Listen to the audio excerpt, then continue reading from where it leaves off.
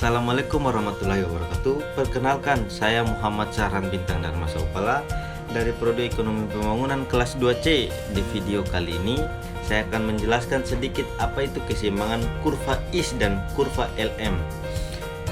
Kurva IS adalah singkatan dari investment saving yang berarti pasar barang, sedangkan kurva LM adalah liquidity money yang berarti pasar uang. Model IS LM menjelaskan interaksi antara dua pasar, yaitu pasar barang dan pasar uang. Di kedua pasar ini diperanan tingkat suku bangsa sangat penting karena mempengaruhi komponen-komponen terutama variabel dan konsumsi investasi.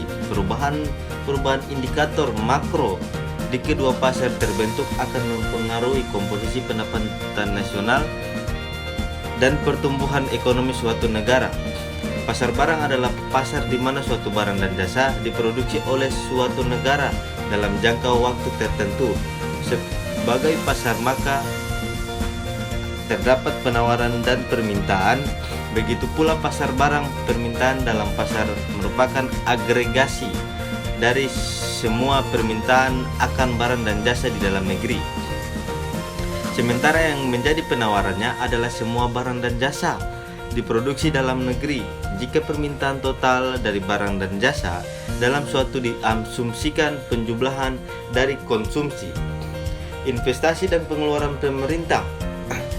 Dan B, keseimbangan kurva IS dan LM sebagai telah dibahas pada bagian sebelumnya, bahwa kurva IS merupakan kurva yang menghubungkan antara I dan Y pada suatu pasar barang dalam kondisi equilibrium. Sedangkan kurva LM merupakan kurva yang menghubungkan antara Y dan I pada pasar uang dalam kondisi equilibrium. Jika kurva IS dan kurva LM bertemu pada suatu titik, maka titik tersebut menggambarkan sekaligus keseimbangan terjadi di pasar barang maupun di pasar uang. Dampak kebijakan pada keseimbangan kurva dan kurva LM.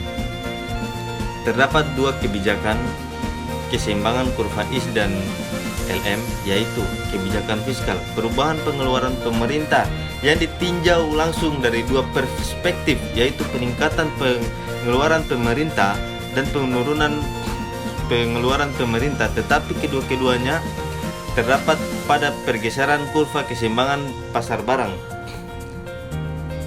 Jika pengeluaran pemerintah mengalami kenaikan, maka kurva IS bergeser ke atas, berdampak pada kenaikan tingkat suku bunga. Begitu juga income naik, begitu juga sebaliknya.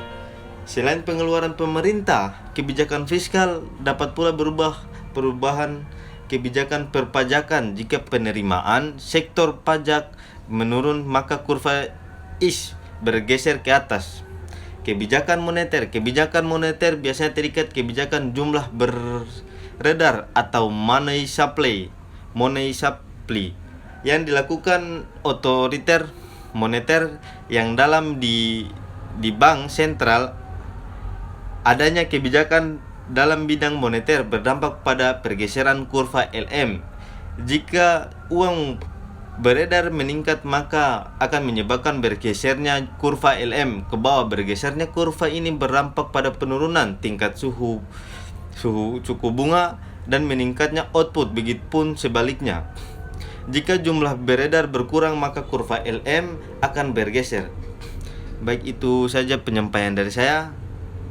Apabila ada salah kata mohon dimaafkan. Wabillahi taufiq wal hidayah. Wassalamualaikum warahmatullahi wabarakatuh.